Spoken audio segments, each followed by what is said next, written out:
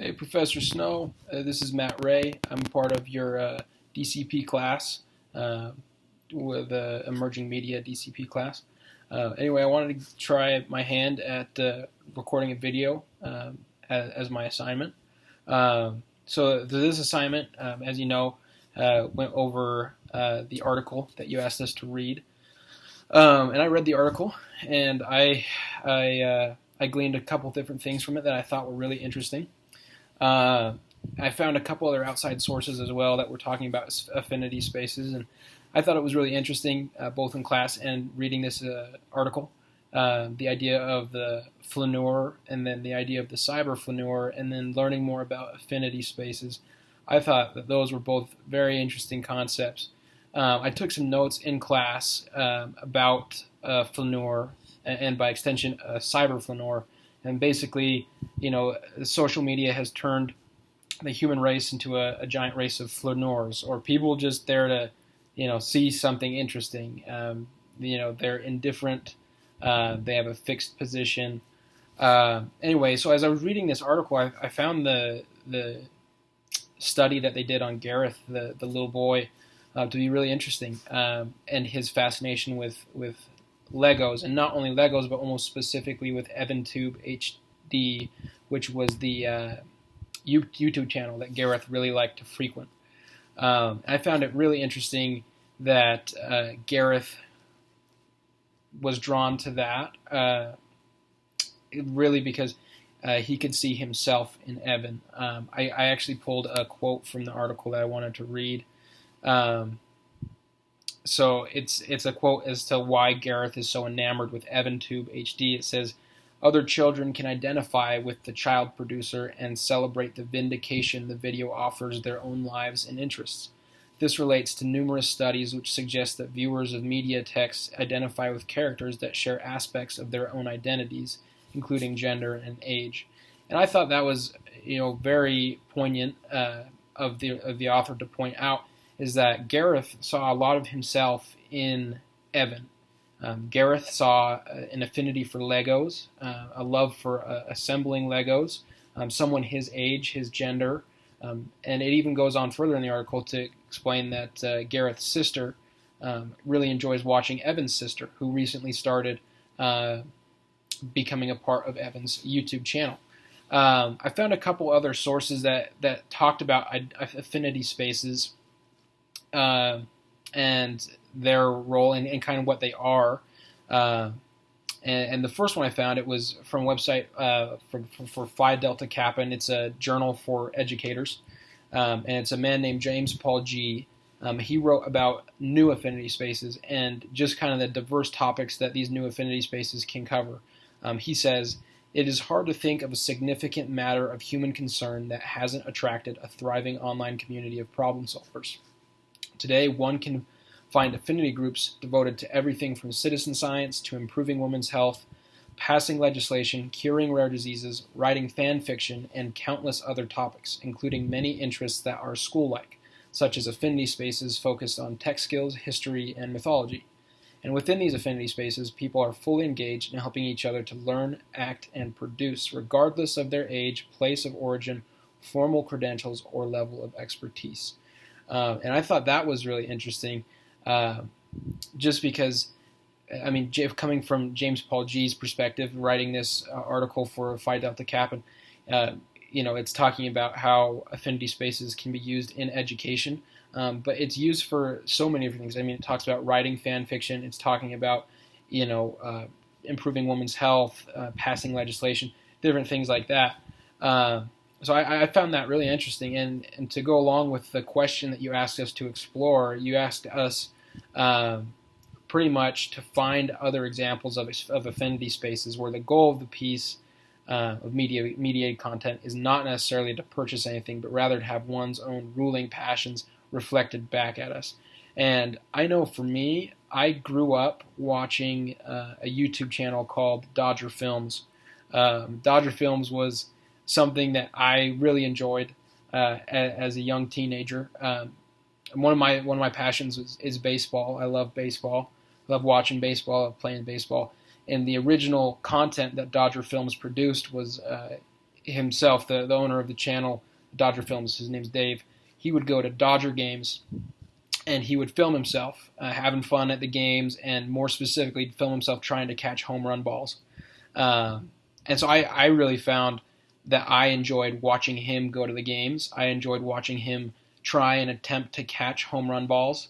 It was something that I felt, baseball was one of my ruling passions, and I really felt like that place, the Dodger Films, reflected that passion in me, because I wasn't necessarily going to, I'll see, what seats are good at Dodger Stadium, or if I wanted to buy a ticket or anything like that. I just went because I liked watching people, especially Dodger Dave, enjoy things that I liked enjoying, or doing things that I liked doing, reflecting that back.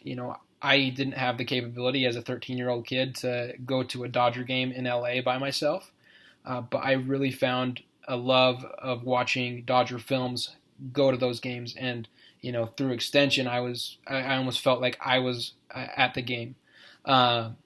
Eventually, after Dodger Films' YouTube channel gained enough steam and enough subscribers, that the Dodgers actually caught on, and unfortunately, due to exclusivity rights, he had to stop filming at Dodger Stadium. He wasn't allowed to film the Dodgers anymore, and that was the primary content that he was posting on his channel. So he really kind of had to, find himself again as far as what he wanted to produce and share with people. And, his passion for baseball led him down other avenues. One of the biggest things that he does now is unboxing, or like opening of baseball card packs. He collects baseball cards, and so he opens different packs of cards, and he makes videos of that. And then he also plays MLB The Show, the video game. And so he goes through the whole story mode and basically provides a playthrough of MLB The Show with these characters that he's created. So he's still finding ways to produce baseball content, and I think even more so now, this has become even more of an affinity space, because it's opening avenues into other places where people might feel their passions reflected. Card collecting, like baseball card collecting, or just sport card collecting in general. That audience might not have found his channel all that appealing beforehand, but now he's focused very heavily into sports card collecting, especially baseball cards, as well. The video game side of things. He's reaching a whole other audience of people that don't necessarily love the physical sport of baseball, but more or less the virtual sport of baseball, playing the game through their console. And so I found that example to be really on point as far as what reflected my ruling passions when I was a kid, and even now. I still enjoy watching Dodger Films. He produces awesome baseball content, and I still love watching baseball. I found another article, or it was more or less a report. It was written by various professors from across the country, but it was published by Twin Cities Public Television. And basically it talks about affinity spaces and the defining features that make up affinity spaces. It says, two-way interactions, discussions, and sharing content are defining features of any affinity space. An interactive online service that offers rich content but does not permit free exchange of ideas and allow users to contribute content does not qualify as an affinity space. The content in an affinity space is mutable, not fixed. It evolves through the social interactions and practices that take place in the space. And I felt like that, it gave a good idea of what an affinity space is. I know that whether it's Gareth with his EvanTube HD, or even me with Dodger Films, growing up watching that, there's a community of people that enjoy watching this reflection of their passions, and they're able to communicate, whether it's in the comments, or just to have this same shared love of a certain topic, So overall, I found that the example that I found, the examples of affinity spaces that I found, really opened my eyes to how I have been a part of affinity spaces and how affinity spaces have shaped my interest in different things.